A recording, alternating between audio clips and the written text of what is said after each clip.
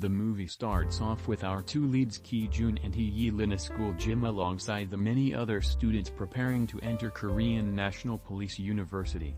They bid farewell with their parents and head straight to another hall in the building afterwards to get their hair cut. It's a tough first day at the police university. After a short orientation facilitated and led by Professor Yang, all the guys are called out onto the field by Captain Hee to do some training exercises. Whether it's in the afternoon or early morning, all the students are always training. As if the training wasn't bad enough, the food they're fed isn't all that great either. Ki-jun complains about the small proportion of food they get while Hee-yeol can care less about actually eating the food. During lunch, Ki-jun steals some of Hee-yeol's sausages from his plate. They also poke fun at each other while getting their body measurements done later on in the day. And the bromance has begun. They receive more training by Professor Yang and Hee, but what counts the most is the final day of training where all the students are to run a mountain trail and back within an hour. Those who succeed will be able to enter the university. Those who fail will not be accepted. Things are going fine for Hee-yeol when he suddenly trips and falls while running on the trail.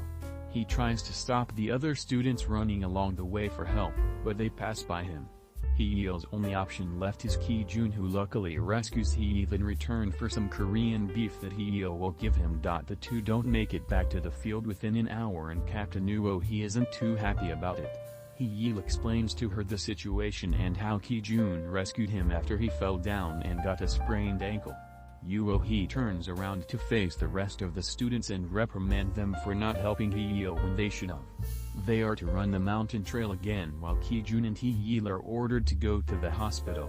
It seems like they're safe for now. In the hospital room, the two guys quickly become acquainted and close friends. Ki-jun shares with Hee-yeol his reason for entering the police university. Tuition is free and his single mother couldn't afford to send him to college. For Hee-yeol, he wanted to do something different than the usual college route that so many other students take. They vow to become friends and exchange fist bumps to officially declare their friendship into existence. This is gonna be fun. Along with an official friendship, our two leads are also officially students at the police university. Yay! Fast forward 2 years later and the boys have easily settled into the police university. They're even a bit tired of the daily routines and schedules, but continue to push through. First activity of the day is an exam where Hee-yeol easily dominates while Ki-jun struggles to answer the questions correctly. Afterwards is class with Professor Yang, who lectures about abductions. Third activity of the day is self-defense class taught by Professor Ha, whose techniques and lessons aren't too helpful and overly dramatic. Back in the locker room, Ki-jun and Hee-yeol share their plans for Christmas. Except they don't have any. A classmate of theirs named Jae-ho approaches the two boys and teases them by showing a picture of his girlfriend on his phone. Unlike Ki-jun and Hee-yeol, he has a girlfriend and he's going to spend time with her during the holiday. The two boys get a little jealous and even envious. They eventually manage to get Jae-ho to reveal to them how he met his girlfriend. The two boys plan on doing the same thing as Jae-ho did and hope to find their luck at the same club that Jae-ho met his girlfriend. They prepare for the big day and steal some clothes from Jae-ho to make a good first impression. Ki-jun and Hee-yeol have everything planned out, but they have to go through Professor Yang first. Instead of scolding the students for requesting a day off, he lets them go so they can find themselves a girlfriend. So our two leads set off and get on the bus headed to Gangnam, of course without almost missing it at Skft. When they arrive at the same club that Jae-ho had met his girlfriend, it's an entirely new world for them. They're fascinated by everything, from people dancing on the dance floor to even the celebrities who are at the club. Ki-jun and Hee-yeol even try to approach some girls, but it's no use. These girls are all taken or aren't interested. One girl in particular questions why Ki-jun would want to become a police officer. He won't make any money off of that job. The night ends hopelessly for the two boys. They have no luck in dating or with life in general and even become doubtful as to whether being at the police university is really meant for them. To cheer themselves up, Hee-yeol and Ki-jun decide to go to an internet cafe where they'll play some Overwatch. Shouldn't be too bad, right? On their way to the internet cafe, they walk past a girl talking on the phone. The boys easily become enchanted and captivated with the girl, and they follow her as she walks to her destination. God is giving us one last chance. But things get bad when the girl is suddenly kidnapped into a van that speeds away. Ki-jun and Hee-yeol try to run after the van, but their legs can only take them so far. They call the police to report the kidnapping, but the police can't seem to find the van in their registry. So the two boys hurry to the police, knowing that time is running out and they must save the girl as soon as possible before it's too late. The missing persons unit from the police station are busy with another case, so they won't be able to start on the kidnapping case. As Ki-jun and Hee-yeol were taught at the university, the 7 hours after a girl is abducted is the most critical time. Any more time after that will be too late. Ki-jun and Hee-yeol decide to return to the crime scene to see if they can find any evidence. At the scene where the kidnapping took place, they find the bag of spicy rice cakes that the girl was carrying with her before she got abducted. Since spicy rice cakes get mushy quickly, the girl must have bought it from a food stand or store near her place. Hee-yeol and Ki-jun visit different stores that sell spicy rice cakes in hopes of finding the one that the girl had bought hers from. Meanwhile, the girl wakes up to find herself in the moving van, surrounded by a few guys. One of the guys are in talks with another person about money and demands $500 in exchange for the girl. After several attempts, the two boys have no success in discovering whose store the girl had bought spicy rice cakes from. They even ponder contacting Professor Yang at one point for help, but stop themselves from going through with it, afraid of how he would react. Ki-jun and Hee-yeol are close to giving up, but they visit one last food stand just in case. Luckily, the food stand they visit is the same place that the girl had bought her spicy rice cakes from. Yes. Although the owner doesn't know who the girl is, she does recall meeting the girl once at a 7-Eleven down the street and even saw her exiting from the basement of a building near the 7-Eleven store. Our two university students head over there thanks to the small tip. When they arrive at the building, Hee-yeol immediately recognizes what the basement of the building leads to. It's an ear cleaning salon where the female employees there clean your ears for you. If either of them are caught entering the salon, they'll get into big trouble and be dismissed by the university. After playing a game of rock, paper, scissors, Hee-yeol is forced to enter the basement while Ki-jun waits outside to keep watch. Hee-yeol tries his best to stay focused while getting his ears cleaned by one of the female employees. Meanwhile, Ki-jun fills himself up with some ramen and his favorite food, sausages, in the 7-Eleven next to the building Hee-yeol is in. However, he panics when he sees a police car approach the basement of the building and ends up having to distract them to save Hee-yeol. Ki-jun's plan works as the two police officers chase him down the street. Phew, Hee-yeol is safe for now. Hee-yeol shares with the girl cleaning his ears details about the kidnapping incident and hopes that she'll know who the girl that got kidnapped was. Since the girl worked at the ear cleaning salon, someone from the salon must at least recognize who the girl is. After a description from Hee-yeol, the female employee suddenly realizes who it is that he's referring to. It must be Yoon-young. We find out that Yoon-young has been living with her friends since running away from home. Hee-yeol obtains the address to that house from the female employee before leaving the salon. The two boys head to the address that they were given. They lead to an apartment and talk to the young man who opens the door. Yoon-young has been kidnapped and apparently lived at this apartment unit, so they've come to ask some questions. The young man quickly figures out what's going on and escapes the apartment unit through the back window. Ki-jun and Hee-yeol split up to chase after him. Hee-yeol encounters the man first and utilizes the same self-defense techniques that he was taught at the police university on the young man. Turns out that it actually works and can be useful. Ha ha ha. After demanding information about Yoon-young from the man, our two police students discover that he had sold Yoon-young off to another man named Gun-ho in exchange for some cash. They hold onto a business card given to the young man by Gun-ho and tape the young man to the wall so he won't be able to escape or move. Ki-jun and Hee-yeol's next plans are to return to the apartment unit and to speak to the rest of the girls living in that unit to gather more information. Ki-jun and Hee-yeol have an emotional and depressing talk with the two other girls living in the same apartment unit. The two girls met Yoon-young at a runaway shelter a year ago after she had escaped from her abusive household. One of the girls breaks down into tears when Hee-yeol informs them that Yoon-young had been kidnapped. But they reassure the girls that they'll find her, and when they do, they'll contact the girls to let them know, so the chase continues. Our two soon-to-be cops have a serious discussion about human trafficking while they ride a taxi to Gun-ho's restaurant as listed on his business card. It's located in a very dangerous neighborhoods where only mostly Korean Chinese people live.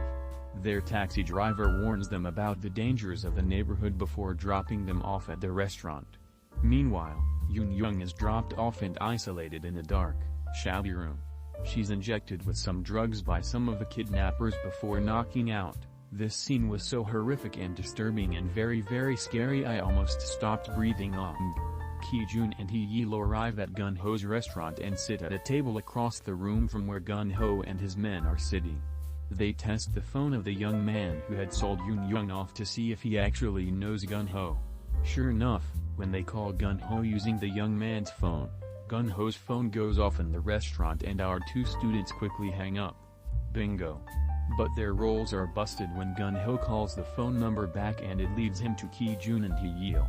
The two guys have no choice but to defend themselves against Gun-ho and his men and eventually win thanks to the techniques that they were taught in their self-defense classes.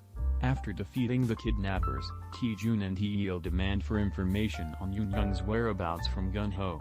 Using a chicken skewer stick, they threaten him to show them where she's located. Meanwhile, more of Gun-ho's men are called out to rescue their boss from our two soon-to-be cops. No, Gun-ho eventually leads the two guys to a suspicious building where all of the girls they've kidnapped are kept. Hee-yeol heads up to the rooms first and discover a bunch of the girls, locked in their individual rooms and injured from the horrific mistreatment that the kidnappers had been operating on them.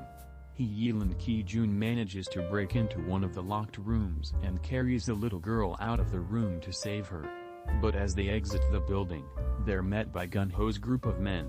No. Both men are unsuccessful in fighting against the guys and are transported to a room inside a warehouse. They're hung up from the ceiling of the room without their shirts on, but manage to escape the room thanks to Hee-yeol's quick thinking and Ki-jun's super strength. However, they face trouble again after Ki-jun's watch alarm goes off in the room, waking up all the kidnappers who had been sleeping. They run and barely escape from the guys after arriving at a police station. Phew. That was close. They try to inform the police officer at the front desk about the abandoned building with all the kidnapped girls, but the police emphasizes the importance of following protocol. If Ki-jun and Hee-yeol don't show him their IDs, then he can't proceed. Ki-jun and Hee-yeol, whose wallet and cell phone had been taken away from them, gets angry at the police officer. The police officer uses his taser gun on both guys as a response. Professor Yang is called in to rescue the two guys and even has to show the front desk police officer his own ID to do so.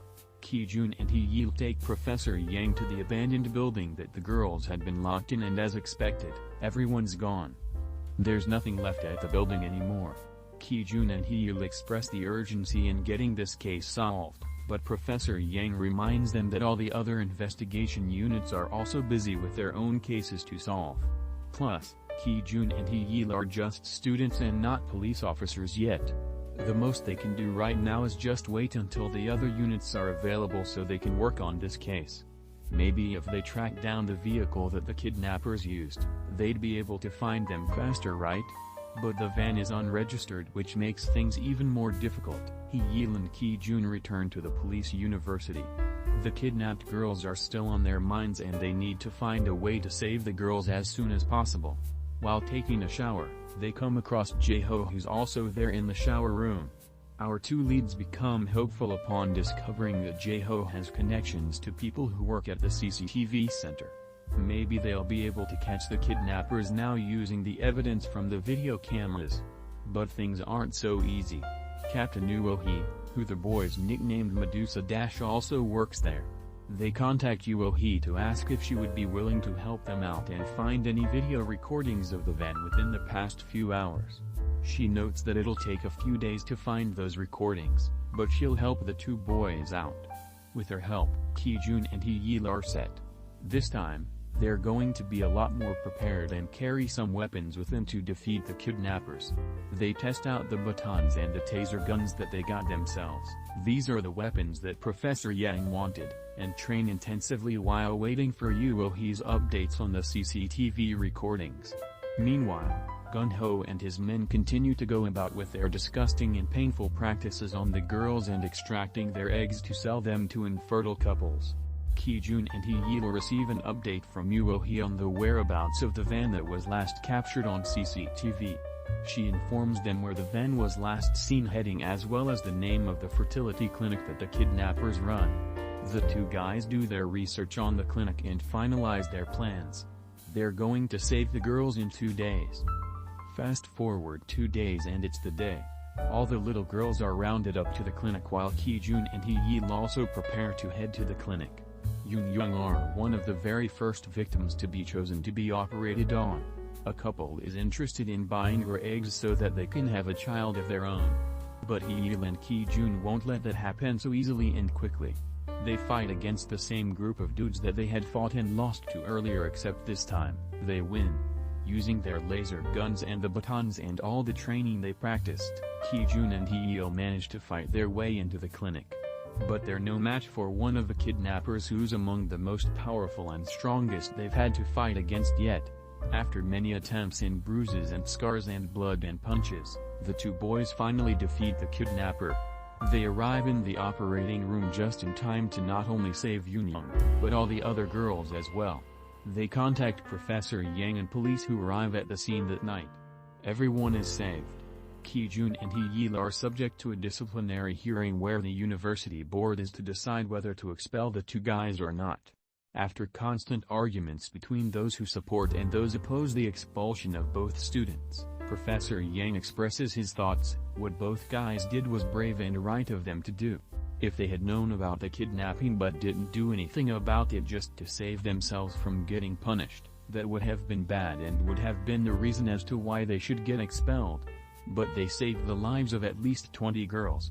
They should be kept in school. Professor Yang delivers the good news to Ki-jun and Hee-yeol, who are both waiting anxiously outside of the room. Both students won't get expelled from the university, but they will have to stay in school for an extra year and do 500 detention hours. Sounds fair enough. The two students follow Professor Yang out the room and watches him as he walks out into the hallway. In relief and joy, Ki-jun and Hee-yeol give him a salute with smiles on their faces. Our boys are going to eventually become police officers like how they had wanted.